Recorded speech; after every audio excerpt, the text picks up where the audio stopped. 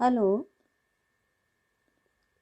मैं Shruti Goswami, associate professor, MS college Bikaner, आज आपके समक्ष उपस्थित हो रही हूँ। आज मैं बीए पार्ट फर्स्ट ईयर के बच्चों के लिए जो सेशन लेकर आई हूँ, उसमें उनका आपको बताया गया है, आपका पहले जो सिलेबस डाला गया है उसके आधार पर उनका प्रैक्टिकल पोर्शन में से जो आपका रागे हैं उनमें से एक राग भूपाली आज आपको उसके बारे में बताने जा रही हूँ। राग भूपाली को शुरू करने से पहले अपन उसके राग के बारे में थोड़ा सा जानना आवश्यक है। तो सबसे पहले राग भूपाली का वर्णन आपको यहाँ प्रस्तुत किया जा रहा है। आप ये जो श्लोक देख रहे हैं इसके आगे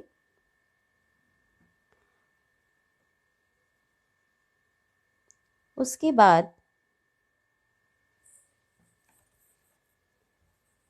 इसका वर्णन है।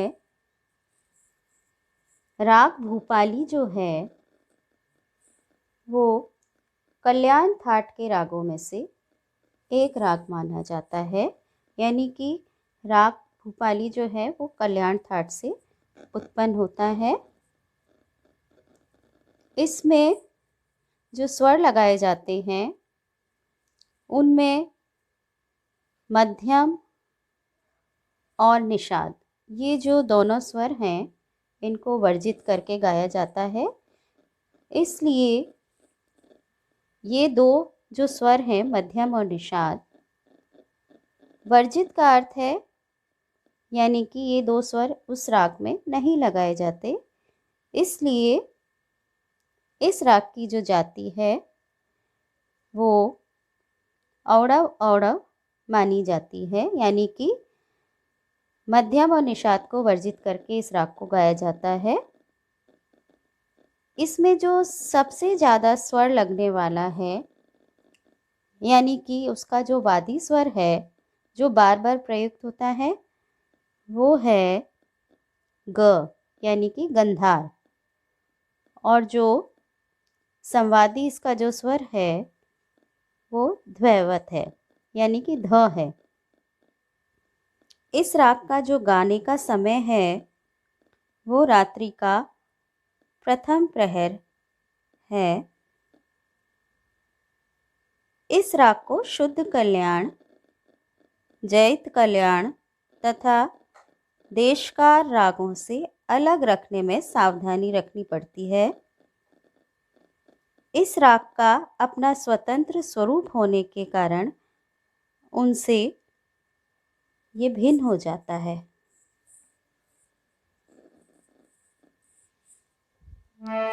सबसे पहले हम इस राग को आगे सीखने से पहले हमें हर राग का आरोह अवरोह और पकड़ जानना ज़रूरी होता है, जिससे कि उस राग का हमें स्वरूप यानी कि चलन उस राग का कैसा है उस राग के बारे में आरोह अवरोह के माध्यम से हम जानते हैं। तो सबसे पहले हम यहाँ पे इसके आरोह अवरोह और पकड़ यहाँ आपको बताएंगे।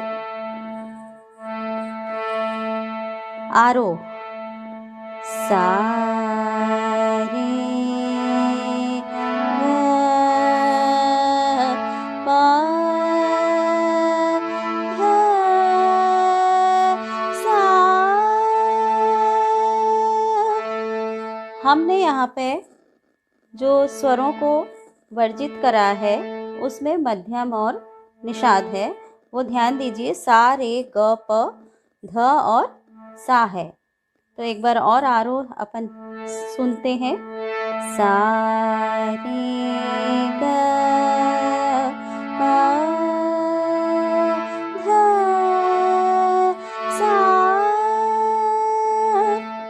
अब हम अवरोह गाएंगे इसका।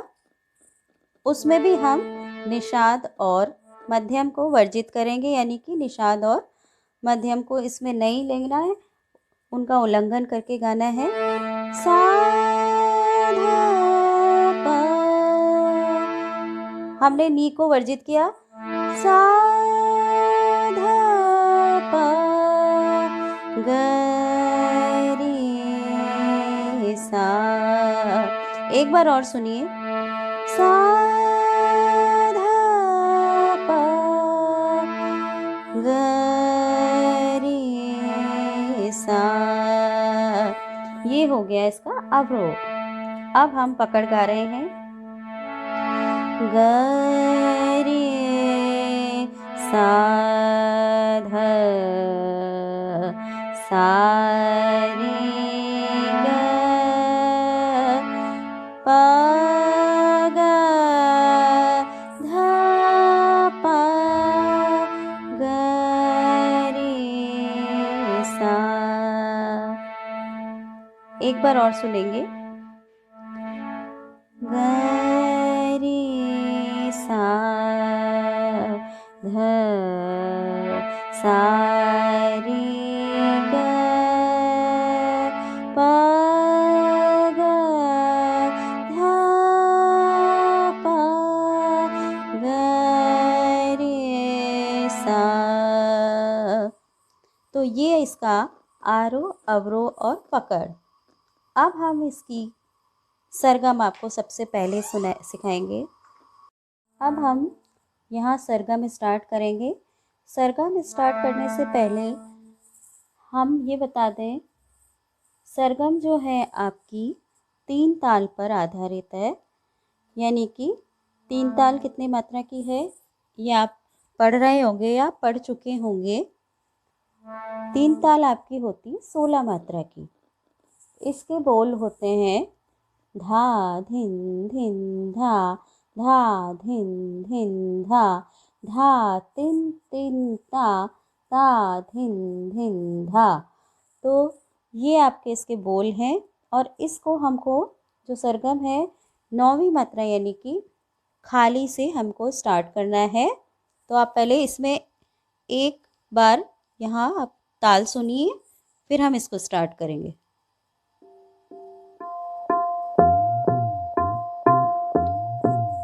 5 6 7 8 9 10 11 12 13 14 15 16 1 2 3 4 5 6 7 8 9 10 11 12 13 14 15 16 धा धिन धिन धा, धा धिन धिन धा, धा तिन तिन ता, ता धिन धिन धा, धा धिन धिन धा। अब हमको 9वीं मात्रा से इस बंदिश को उठाना है। 2 3 4 खाली से उठाना है इसको।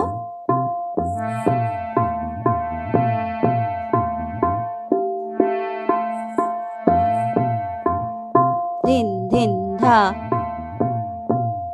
सा सा धा पा ग रे सा रे ग पा ग धा पा ग, सा सा धा पा ग रे सा रे ग पा ग धा पा ग, सा सा धा पा ग रे सा रे ग पा ग धा पा ग, ग प ध सा रे सा धा प, सा प ध प ग रे सा, सा प ध प ग रे सा रे ग पा ग धा पा ग, सा सा धा पा ग रे सा रे ग पा ग धा पा ग, ग प ध सा रे सा धा प, सा प धा पा ग रे सा, सा सा धा पा ग रे सा रे ग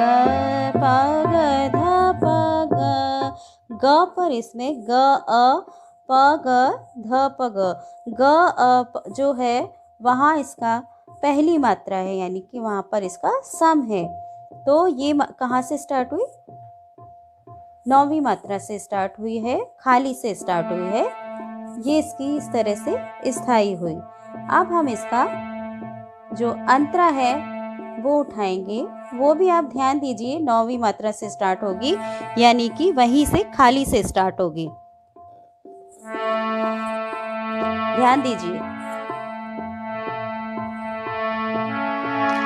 ग ग प ध प सा सा ध ध सा रे ग रे सा ध ग ग प ध प सा सा ध ध सा रे ग रे सा ध ग ग रे सा रे सा ध सा सा ध प ग रे सा ग ग रे सा ध सा सा ध प ग रे सा ध प ग रे सा रे ग प ग ध प ग सा ध प ग रे सा रे ग प ग ध प ग। ये आपकी सरगम हुई।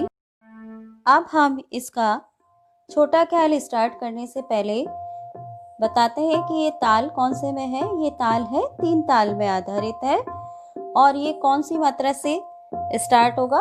5वीं मात्रा से।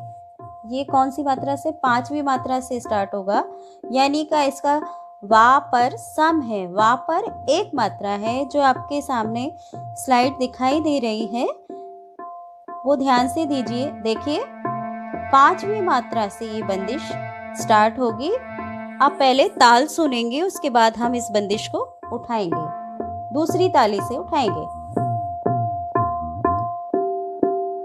13, 14, 15, 16, 1, 2, 3, 4, 5, 6, 7, 8, 9, 10, 11, 12, 13, 14, 15, 16, 1, 2, 3। 5वीं मात्रा से हमको इसको उठाना है।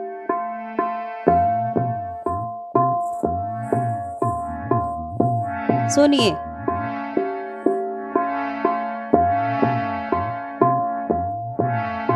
जाऊं तोरे चरण कमल पर वारी, जाऊं तोरे चरण कमल पर वारी, जाऊं तोरे चरण कमल पर वारी।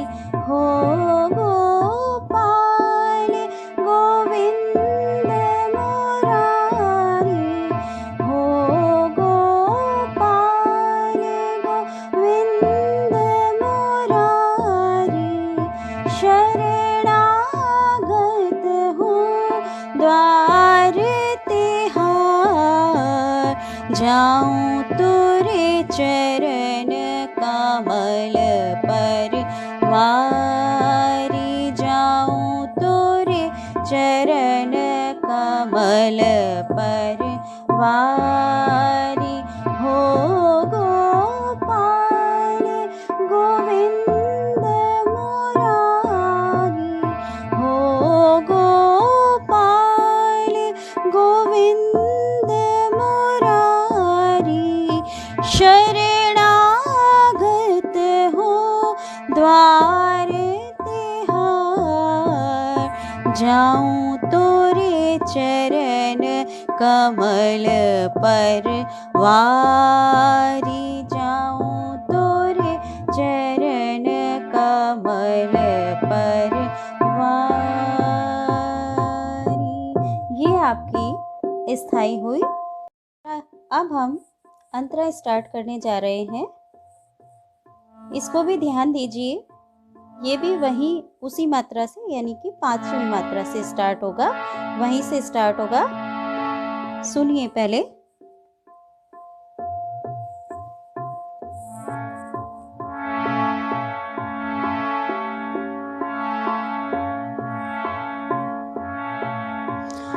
अनगिन दुरित भयो हो जड़वत, अनगिन दुरित भयो हो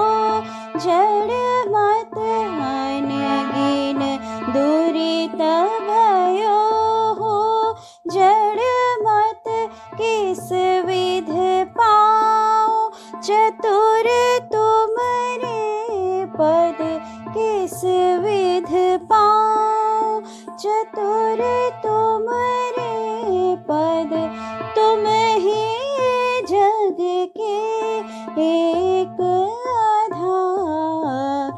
जाऊं तोरे चरण कमल पर वारी, अनगिन दुरित भयो हो जड़ मत, अनगिन दुरित भयो हो जड़ मत किस विध पाऊं, चतुर तुम रे पद तुम ही जग के एक आधार।